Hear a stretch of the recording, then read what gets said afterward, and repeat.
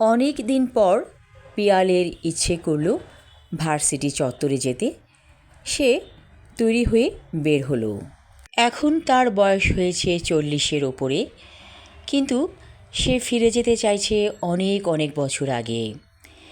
এই টিএসসি চত্বরে একটা অন্যরকম গন্ধ পাওয়া যায় সবসময়, পারফিউমের গন্ধ প্লাস অডিকোলনের গন্ধ। এখানে ছেলেমেয়েরা ইচ্ছে মতো ঘুরে বেড়ায়, ক্যাফেতে বসে খাবার খায়।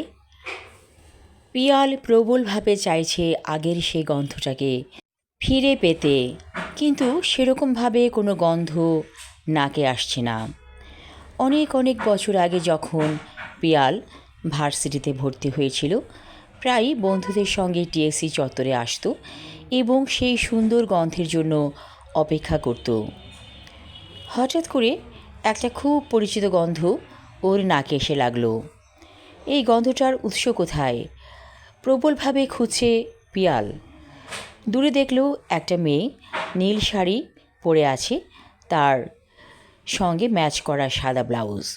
মেয়েটাকে মনে হচ্ছে যেন আকাশের মতো সুন্দর, এখনই উড়ে চলে যাবে দূরে। এবং মেয়েটাকে একটু পরিচিত লাগছে, যদিও মেয়েটার বয়স অনেক কম, পিয়ালের বয়সের অর্ধেক হবে। তারপরও মেয়েটার কাছে গেল পিয়াল এবং যে বলে ফেলল, তোমাকে আমার অনেক পরিচিত লাগছে, কোথায় থাকো তুমি?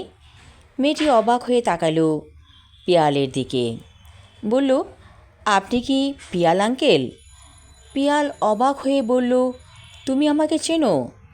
তখন মেয়েটি হাসছে খিলখিল করে, বলল, আমি আপনার ছবি দেখেছি গ্রুপের সাথে, সেই গ্রুপে মাও ছিল, অর্থাৎ ছবিতে আপনারা অনেকজন ছিলেন।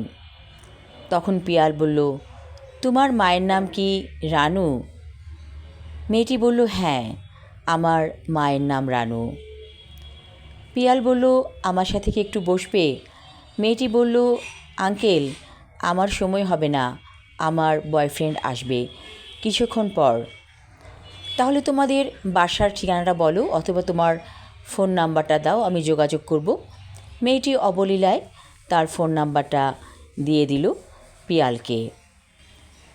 একটু পরে মেয়েটির বয়ফ্রেন্ড এলো, বেশ স্মার্ট ধরনের একটি ছেলে। মেয়েটি চলে গেল ছেলেটির সাথে ক্যাফেতে। পিয়ালও ধীরে ধীরে ক্যাফেতে যেয়ে বসল এবং দেখতে থাকলো মেয়েটিকে, কারণ এই মেয়েটি তার এক সময়কার প্রেমিকার মেয়ে, যার সাথে বিয়ে হবার কথা ছিল এবং জীবনটা অন্যরকম হতো তাকে বিয়ে করলে।